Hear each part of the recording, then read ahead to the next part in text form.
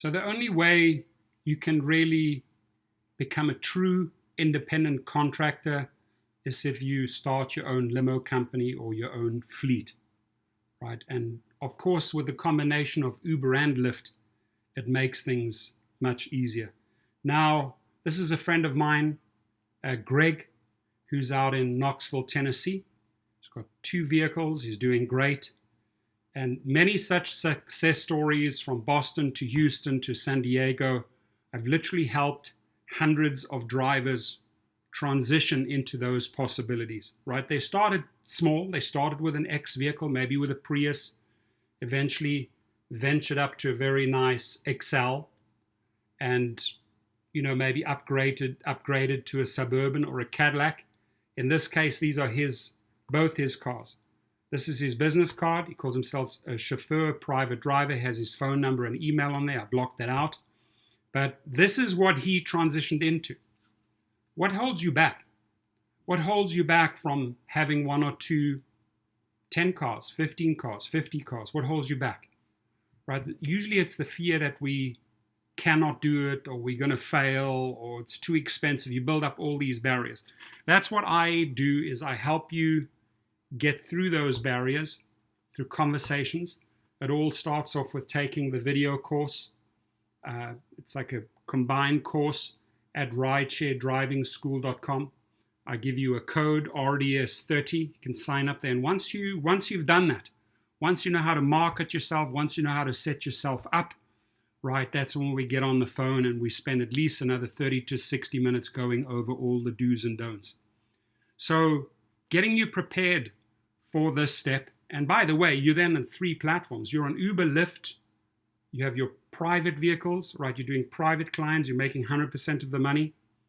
And as I mentioned that, one of the biggest barriers that I see is that the people that want to go into this business, sometimes they just rush off, get the car. Okay, I'm going to get ready. But they forget that when they're financing that vehicle through the financing house, could be Toyota, could be Chevy, GM, whoever it is, right? They have to go along with you. They have to be okay that this vehicle gets registered as a commercial vehicle. If you're financing a car and it's just registered as a regular vehicle, right, just like you have for your regular UberX rideshare, that car doesn't qualify as a limo license. It has to be commercially registered with the DMV, right? So if you're thinking going this route, you have to make 100% sure, you have to get it in writing from the financing house. Or if you're buying it cash, obviously it's easy. You just go and register it as a commercial vehicle. You get it weighed. You go and get your application for the TCP license or the TNC. It has various names throughout the country. California being the most expensive, probably costing around $1,200 for the whole process.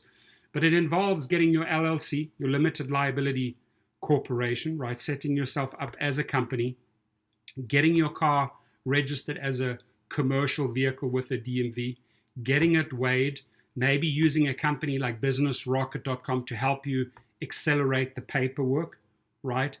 And then getting your commercial insurance. And you can shop around, just like you have your regular insurance, you have your rideshare insurance. One step up is your commercial insurance. You have to get all of these factors together in order to break into this world. But this is where the money is.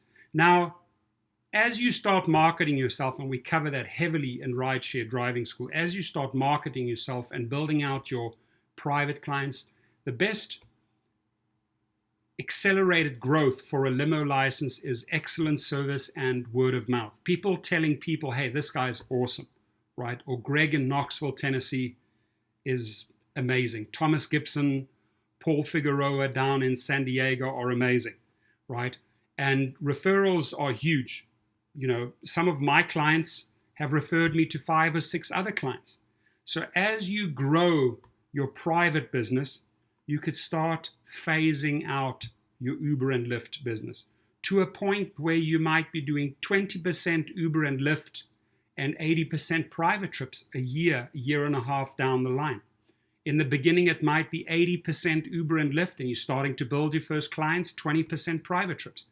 But as those clients build up, as you get more bookings, the more, for example, the more often you could convince people and share with them educate them on Uber Reserve, that they can pre-book trips, because those might be your future clients, right? You will slowly see that you will transition out of Uber and Lyft.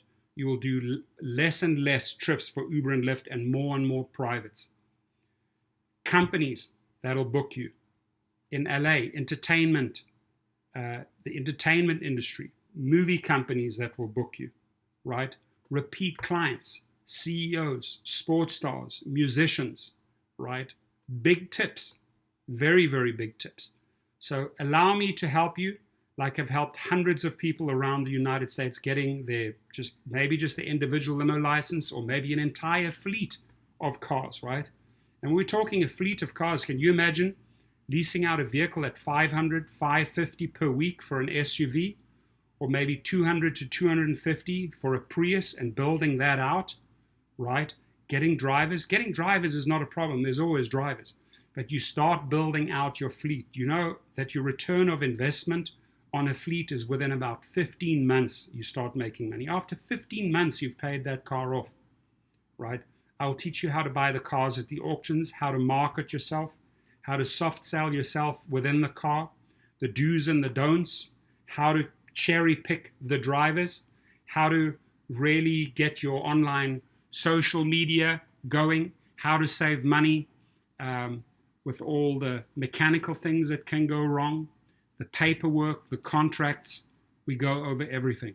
Check it out at ridesharedrivingschool.com. Don't hesitate, use code RDS30, and I want to show you how to become a true independent contractor. Have a great day.